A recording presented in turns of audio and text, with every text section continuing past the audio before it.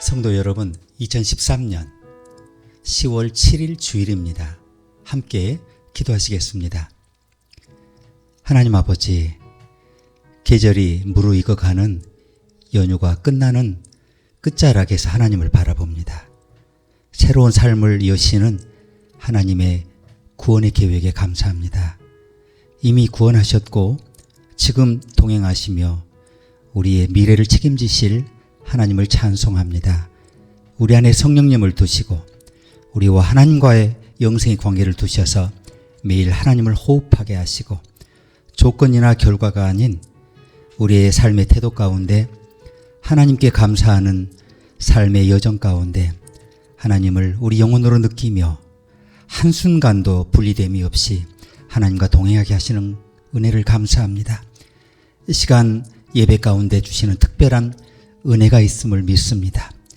우리 안에 샘솟는 작은 샘물이 오늘 하나님의 은혜 강줄기 아래 합류하게 하시고 우리 삶의 모든 어려웠던 순간들이 해석되게 하시고 우리 앞에 어려운 걸음들을 향해서 용기 있게 새 걸음을 내딛는 은총과 결단의 시간이 되도록 축복하여 주시옵소서. 예배 시종을 주님께 위탁하옵고 예수님의 이름으로 기도합니다. 아멘.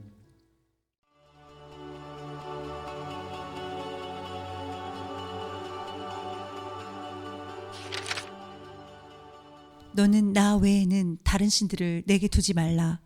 너를 위하여 새긴 우상을 만들지 말고 또 위로 하늘에 있는 것이나 아래로 땅에 있는 것이나 땅 아래 물속에 있는 것에 어떤 형상도 만들지 말며 그것들에게 절하지 말며 그것들을 섬기지 말라. 나 내 하나님 여호와는 질투하는 하나님인즉 나를 미워하는 자의 죄를 갚되 아버지로부터 아들에게로 3, 4대까지 이르게 하거니와 나를 사랑하고 내 계명을 지키는 자에게는 1000대까지 은혜를 베푸느니라. 너는 내 하나님 여호와의 이름을 망령되게 부르지 말라. 여호와는 그의 이름을 망령되게 부르는 자를 죄 없다 하지 아니하리라. 안식일을 기억하여 거룩하게 지키라. 엿새 동안은 힘써 내 모든 일을 행할 것이나 일곱째 날은 내 하나님 여호와의 안식일인즉 너나 내 아들이나 내 딸이나 내 남종이나 내 여종이나 내 가축이나 내 문 안에 머무는 객이라도 아무 일도 하지 말라. 이는 엿새 동안에 나 여호와가 하늘과 땅과 바다와 그 가운데 모든 것을 만들고 일곱째 날에 쉬었음이라. 그러므로 나 여호와가 안식일을 복되게 하여 그날을 거룩하게 하였느니라. 내 부모를 공경하라. 그리하면 내 하나님 여호와가 내게 준 땅에서 내 생명이 길리라. 살인하지 말라. 간음하지 말라. 도둑질하지 말라. 내 이웃에 대하여 거짓 증거하지 말라. 내 이웃의 집을 탐내지 말라. 내 이웃의 아내나 그의 남종이나 그의 여종이나 그의 소나 그의 나귀나 무릇 내 이웃의 소유를 탐내지 말라.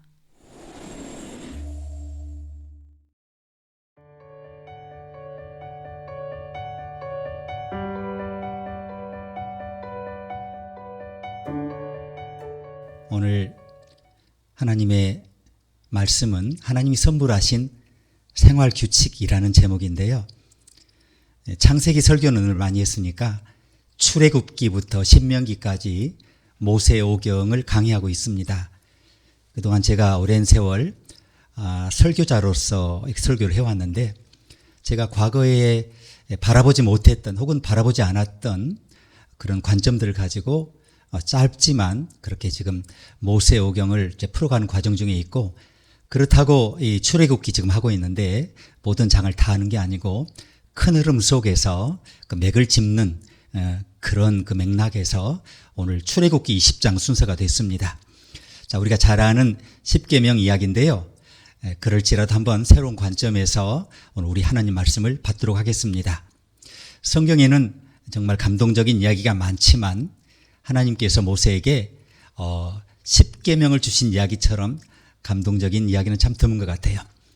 여호와께서 시내산 곧 그 산 꼭대기에 강림하셨고 그리로 모세를 부르셨습니다. 그래서 모세가 올라가죠.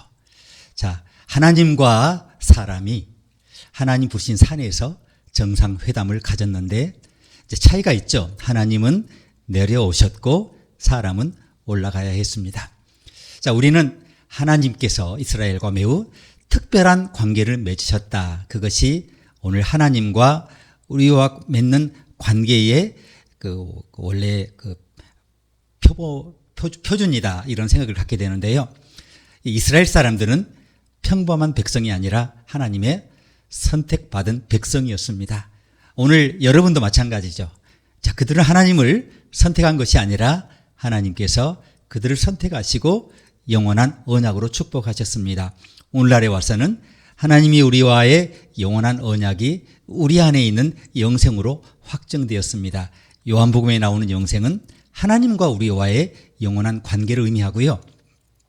하나님은 언제나 이스라엘의 하나님 되시겠다고 약속하셨고 그들은 하나님 백성이 되었고 오늘 여러분도 마찬가지입니다. 다시 말해서 이스라엘은 다른 사람들이 부러워할 만한 하나님과의 관계를 누렸는데 오늘 여러분과 제가 그런 영생의 관계를 누리고 있습니다. 이제 하나님의 가족은 여러분은 선택받았습니다. 가족은 마음과 매일의 삶을 묶어주는 가장 끈끈한 끈 아닙니까? 가족은 사회에서 가장 중요한 유기체입니다. 어떻게 보면 우리 삶의 우선순위가 그렇잖아요. 하나님, 가족, 교회, 사회 이렇게 내려갑니다. 그 어떤 단체도 가족의 힘과 권위를 따라갈 수 없습니다. 그 어떤 유기체도 가족만큼 존재감을 드러내지 못합니다. 가족만큼 명확한 분명한 약속을 갖고 있지 않습니다. 하나님의 가족은 정말 탁월합니다. 하나님의 가족은 인류 모든 그 사회의 최초의 가족이라고 말할 수 있습니다. 우리는 인종, 민족 이런 정체성을 갖지 않습니까? 어떤 정체성이든 관계없이 모두 우리는 하나님의 가족이다. 이것이 가장 으뜸이 되고 기본이 되는 그런 생각입니다.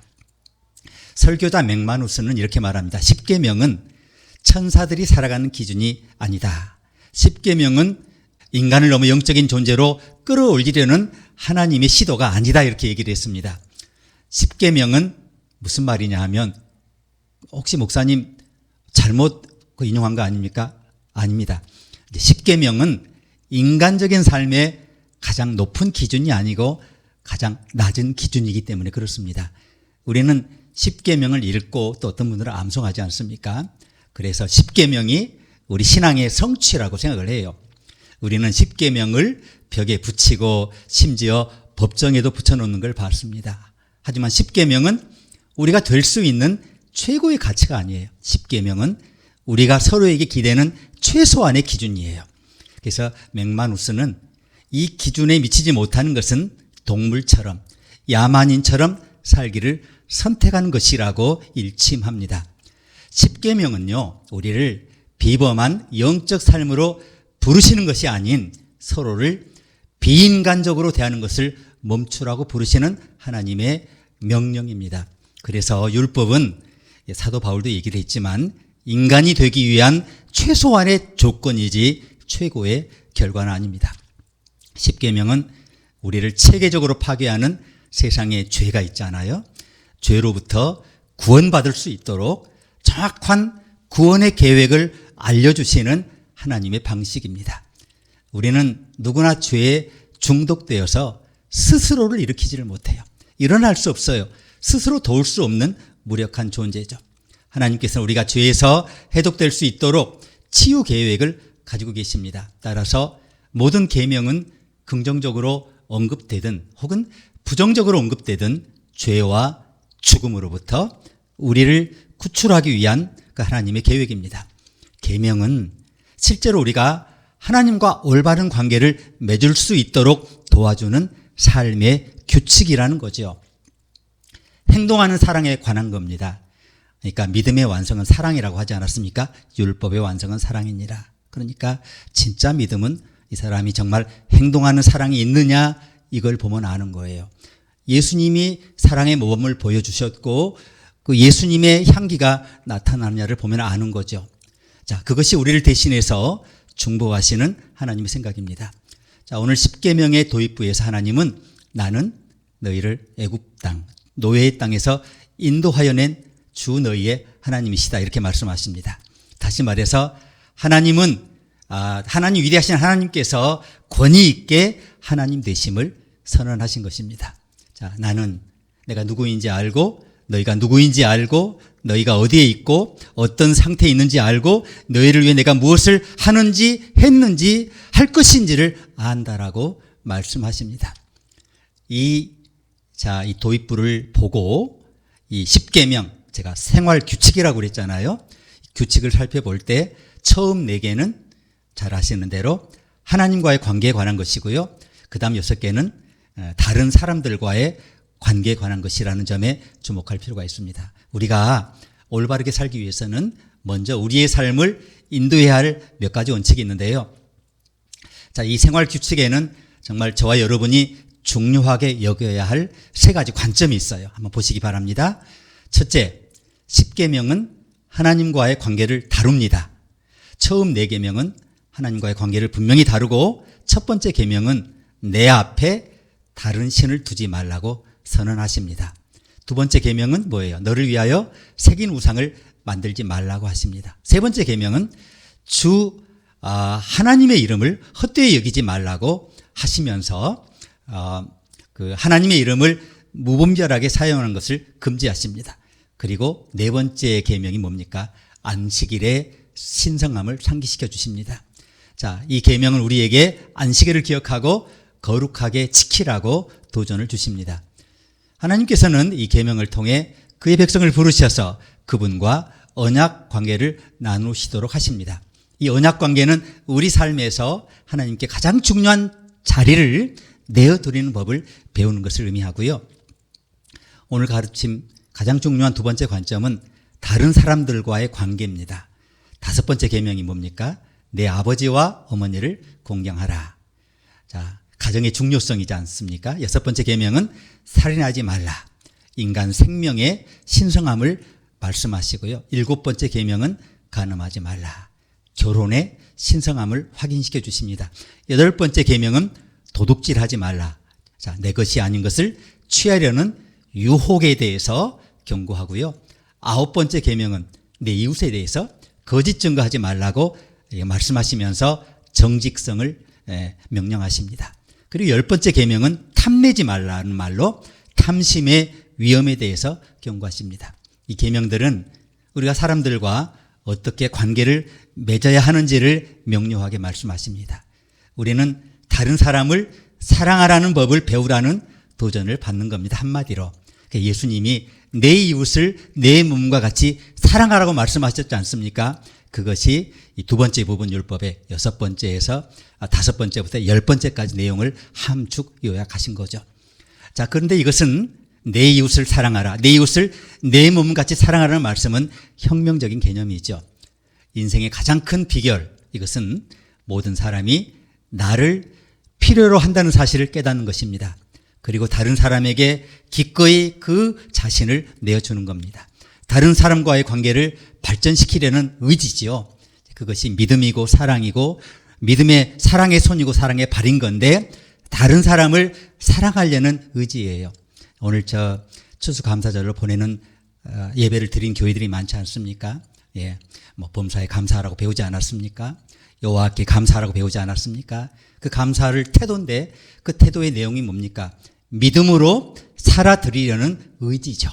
좀 더 쉽게 말씀드리면 다른 사람을 사랑하려는 의지죠. 그것이 10계명 두 번째 부분의 그 요약된 내용이고요. 오늘 본문 세 번째 10계명의 세 번째 기능은 이것이 생활 규칙이라는 것입니다. 누구나 질서 있는 삶이 필요하죠. 예를 들어 보겠습니다. 정신분석학자 산도르 페렌츠는 지금은 프로이트의 제자였습니다. 그는 일요일 신경증이라는 장애를 발견한 사람인데요. 오늘날 우리는 이걸 뭐라고 불러요? 일 중독이라고 부르죠. 일요일도 쉬지를 못해요. 일요일도 일을 해야 돼요. 이는 오늘날 사람들이 겪고 있는 안식일의 부재를 암시하죠. 일과 놀이, 노동과 여가, 내쉬는 숨과 들이마시는 숨을 모두 포용해야 삶이 되는 거예요. 생명이 되는 겁니다.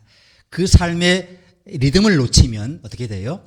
삶이 어긋나고 병에 걸리고 인생이 무너지고 인생이 주저앉는 겁니다. 일 중독을 억제하는 것이 뭐예요? 뭡니까? 안식일입니다. 그래서 안식일은 단순히 일을 하지 않는 것 이상의 의미가 있습니다. 주디스 슐레비치는 뉴욕타임즈 매거진에 이런 글을 썼어요. 유대인의 안식일은 사회적 평등이라는 아이디어를 발견한 것이다. 자, 이스라엘의 안식일은 부자와 특권층만 지키는 게 아니에요. 모든 피조물이 그렇게 쉬도록 그렇게 명령을 받았어요. 모든 피조물이 쉴 권리가 있다는 명확히 평등한 지침이에요. 지금까지 꿈도 꾸지 못했던 놀라운 명령을 제도화한 것이 안식일이에요. 이 계명에는 여성, 노예, 이방인, 심지어 동물도 다 포함이 돼요. 하나님이 먼저 쉬셨고 우리도 하나님의 형상대로 창조되기 때문에 우리는 우리 안에 있는 신성을 존중하고 주중에 하는 일보다 더 많은 것이 우리에게 있다는 것을 상기하면서 쉴 용기를 얻어요. 쉬어야 하는 거죠. 창조의 절정은 무엇이었습니까? 멈추는 행위예요. 그것이 창조의 클라이막스였어요. 하나님은 왜 멈추셨을까요? 왜 멈추는 것을 그렇게 중요하다고 가르치셨을까요?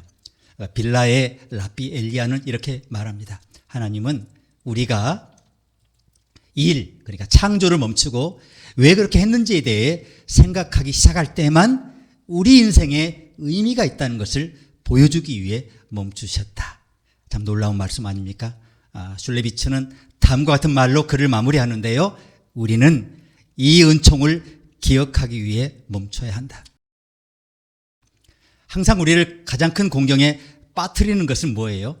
사소한 일입니다. 제스터튼이라는 사람은 이를 엄청난 사소한 일이라고 불렀어요. 체스터튼이 관찰한 바에 따르면 인생은 보통 우리에게 큰 유혹이나 거창한 죄를 제시하지 않습니다. 대신 우리는 작은 유혹에 끊임없이 마주 섭니다. 자, 우리는 이 작은 유혹 앞에 끊임없이 걸려 넘어집니다. 겉보기에는 하찮아 보이는 이 작은 유혹들. 조금씩 어떻게 해요? 우리를 방심시키고 갉아며 먹으면서 우리의 도덕성 기준을 서서히 훼손하죠. 인간의 도덕적 실패는 보통 살인, 도둑질, 바람 피우기 그런 눈에 띄는 악행에서 시작되는 게 아니에요. 우리의 윤리적 기준은 그런 명백한 죄를 통해서 뿌리채 뽑히지 않아요. 그보다 분노, 뒷담화, 편협한 마음, 이기적인 마음, 정말 엄청나게 사소한 일이잖아요. 그런 교묘한 상호작용을 통해서 우리의 도덕적 섬유질이 서서히 썩어가는 거예요. 그래서 그러면서 이제 그 다음 일은 드러난 명확한 죄의 목록으로 접근해 간다는 거죠. 결국 우리가 허용하는 행동의 기준이 점점 더 낮아지고 자신에게 이익이 된다면 거의 모든 것을 할 수 있는 상태가 되면 우리는 거의 도적질, 살인, 바람 피우기 그런 일을 한 사람과 조금 더 별반 다르지 않는 그런 기준의 삶을 산다라고 보는 겁니다. 10계명의 명령을 짓밟는 우리의 사소한 행위가 얼마나 하찮은 것인지 볼 수 있는 한 가지 방법은 우리 주변에서 일어나고 있는 폭력과 파괴를 살펴보는 거예요. 매일 밤 뉴스에 뭐가 나와요? 무분별한 폭력 범죄가 쏟아져 나와요. 한국의 뒷발치기 주로 힘없는 여성들, 어린아이들, 할머니들 그런 사람들이 가해지잖아요. 전쟁의 잔악행위, 힘센 나라가 힘이 없는 나라를 향해서, 인종청소, 힘이 없는 계층을 향해서 힘이 있는 계층들이 그렇게 이런 것들이 전염병처럼 전 세계로 퍼져나가고 있어요. 또는 문화적 탐욕이 지구를 강간하고 귀중한 천연자원을 무자비하게 남용하면서 기후변화가 오고 지금 북극의 물들이 녹아내리고 태평양의 섬들이 사라지고 오족들이 소멸되어 가고 있지 않습니까?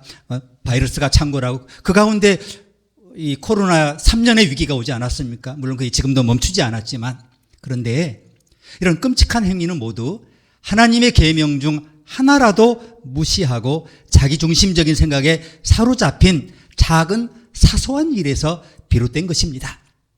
현재 사회학자들이 예측하는 가장 무서운 추세는 슈퍼 범죄자, 슈퍼 포식자라는 새로운 종류의 범죄자가 등장할 거라는 점이에요. 요즘 많이 보잖아요. 평범한 젊은이들이 사이코패스로 그런 범죄를 저지르지 않습니까? 이 통계나 설문조사에 따르면 우리 문화는 이제 아주 사소한 이유로도 최악의 범죄를 저지를 수 있을 정도로 영구적으로 사이코패스적이에요. 폭력적이에요. 도덕적으로 파산한 개인들을 도처에서 양산하고 있습니다. 이런 슈퍼 포식자들은 사소한 의견 차이로 다른 사람들을 살해하는 것을 마치 논쟁에서 말싸움에서 이기기 위한 그런 일을 하는 것처럼 생각을 해요. 이런 슈퍼 포식자들은 적을 잡기 위해서 아이들이 가득한 놀이터 전체에 총을 쏘아대고 아무렇지 않게 생각을 해요. 구경꾼들도 뭐래요? 그저 일회용이라고 생각하고 잊어버려요. 그것이 지금 우리 문화가 걸려있는 무서운 사이코패스적인 그런 경향인데요. 하지만 우리 문화가 만들어낸 이 새로운 유형의 슈퍼 범죄자들의 가장 무서운 점은 이 사람들의 나이예요. 가장 소시오패스적이고 양심도 없고 피해 굶주리고 이 무자비한 살인자 그런 이미지잖아요. 뭐 이런 도둑들, 강간범들은 보통 미국 기준으로 해보겠습니다. 12세에서 18세 사이예요. 때로는 더 어린 경우도 있어요. 청소년 범죄는 1960년 이후 2배로 증가를 했습니다. 1960년부터 1990년까지 미국 얘기입니다. 미혼모에서 태어난 아이들의 비율은 15명 중 1명에서 4명 중 1명으로 급증했습니다. 새로운 통계를 보니까요. 10세부터 18세 아동의 사망 원인 중 2번째로 높은 비율이 총기 사고예요. 92분마다 1명의 어린이가 미국 어딘가에서 총에 맞아 사망하고요. 점점 더 많은 총격 사건이 우발적인 사건이 아니라 겨냥해서 나타난 총격 사고가 됩니다. 기본적으로 무차별한 희생자를 선택하는 끔찍한 젊은 세대의 슈퍼 포식자는 자기 세대를 가장 많이 잡아먹어요. 아이들을 학살하고 있다는 얘기죠. 이 사회학적인 괴물이 어디서 왔을까요? 어떻게 한 아이가 12살의 냉혈한 살인자가 될 수 있는 것일까요? 우리 모두가 책임을 져야 해요. 아이들은 점점 더 강요를 받고 있지만 어떻게 스스로 양육될 수 있겠습니까? 이것이 문제의 일부예요. 아이들은 부모나 지역사회나 문화에 의존해서 옳고 그름을 배우는데 이런 부모, 지역사회 문화가 제행을 못하고 있는 거죠. 10계명이 삶의 기준이 되지 못하고 일상의 규칙이 되지 못하고 죽어버린 데 문제가 있는 거예요. 우리가 그 기본적인 일을 해내지 못하면 아이들은 결국 자신의 욕구와 욕망 외에는 아무것도 없는 도덕적 황무지에 좌초하게 되는데 이것이 어디 어린아이만의 문제입니까? 지금 우리 어른들의 삶이 그렇잖아요. 우리는 놀랍게도 생활 규칙을 선물로 받았습니다. 10계명은 학기 첫날 강의 계획서를 나눠주면서 각 과제의 마감일에 다루어야 할 그 어떤 모든 자료, 모든 시험 날짜를 아주 명확히 알려주는 좋은 강사와 같습니다. 어떤 학생도 몰랐다고 별명할 수 없는 거예요. 교회는 악한 자에 맞설 수 있는 지상유일의 공동체입니다. 교회는 천국의 열쇠를 받은 지상유일의 공동체입니다. 지옥의 권세를 이겨낼 수 있어요. 죄의 권세를 이겨낼 수 있어요. 자, 지옥의 문은 교회를 제외하고서야 모든 걸 이길 수 있는 거예요. 교회가 10계명을 휘두르는 것은 이 문화에서 도덕적 이정표를 제시하는 것이 아니라 자, 평생의 이정표를 제시하는 거예요. 우리는 할 수 있는데 어떻게? 교회가 하지 않는다면 누가 할 수 있겠습니까? 크리스토퍼 라이트는 그의 책 구약 성경을 통해 예수 읽기에서 예수님의 윤리적 틀을 삼각형으로 표현했는데요. 첫째, 하나님이 우선이다. 둘째, 사람이 돈보다 중요하다. 셋째, 내 권리보다 다른 사람의 필요가 더 중요하다. 이게 10계명에 함축된 내용이고요. 예수님이 가르치신 산상수훈에 함축된 내용입니다. 하나님께서는 우리의 삶을 인도하고 세상과 하나님과의 올바른 관계 속에서 살도록 돕기 위해서 우리들에게 선물로 생활 규칙을 주셨습니다. 우리는 하나님의 궁극적인 관심사가 여러분과 저의 구원이라고 하는 것을 알아야 해요. 모든 징계 행위는 사랑의 행위예요. 그 관심사는 우리가 구원받는 겁니다. 십계명의 배후에 감추어진 하나님의 궁극적인 관심은 여러분과 저의 완벽한 구원이에요. 그러면 우리 모두는 십계명을 매일 대해야 돼요. 매일 그 앞에 마주서야 해요. 가장 기본적인 우리 삶의 토대로 지켜내야 해요. 우리 안에서 하나님의 통치가 먼저 나타내야 돼요. 십계명을 사랑하고 존중하고 지키고 매일 그것을 삶의 태도로 살아내는 삶의 결단이 필요한 겁니다. 그제서야 우리는 우리의 구원을 돌보시는 하나님에 대해 감사하는 삶이 되는 것입니다. 이것이 감사절이기도 한 오늘 저와 여러분에게 주신 하나님의 특별한 음성이 될 수 있기를 주님의 이름으로 축원합니다. 함께 기도하시겠습니다. 하나님, 이 포악한 세대에, 이 혼란한 세대에, 이렇게 종말을 향해 무너져가는 세대에 우리가 우리의 삶과 우리의 자손과 우리의 가족과 우리에게 소중한 모든 가치들을 지켜낼 수 있도록 명확한 생활 규칙을 주신 것을 감사합니다. 하나님, 우리의 매일 삶 속에서 십계명의 계명들을 지켜낼 수 있게 도와주옵소서. 그 속에 하나님이 감추어 두신 하나님의 삶의 원리를 우리가 하나님 분별해내며 그것을 완벽히 우리 삶의 태도로 표현할 수 있게 도와주옵소서. 하나님이 그것을 아시며 내 스스로가 그것을 알며 내 이웃들도 그것을 향기로 빛으로 알아낼 수 있도록 명확히 그 길을 걸어가게 하시옵소서. 예수님의 이름으로 감사하며 기도합니다. 아멘.